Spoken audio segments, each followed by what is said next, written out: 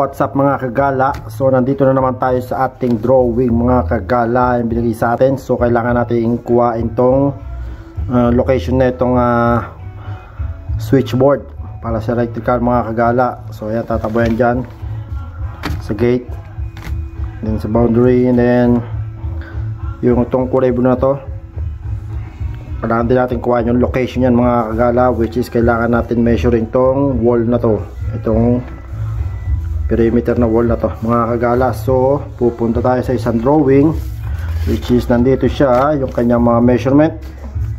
Yan ang kanyang measurement mga kagala, which is malabo. Ano yan, 150 plus 90, so plus 1250. Ito ang magiging measurement ng kanyang wall mga kagala.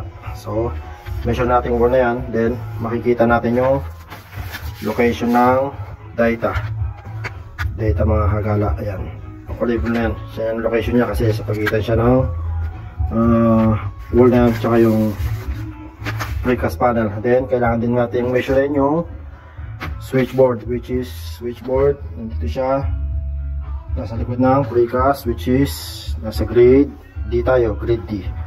So kailangan lang natin measurein yan kasi walang measurement from grade 2 dun sa wall. So kailangan natin kuhain tong measure ng wall na to and then wall na to para makuha yung location niya banda rito. Then kailangan natin sprayan to, hanggang marka tong grid na to para may reference sila kung saan palalagpasin yung kanilang mga pipe mga kagala. So ayan, i-measure natin yung wall na yun, which is nakatapat yan 92, yan 90, so plus 48 plus 92 plus 3144. So nakuha natin itong wall na to,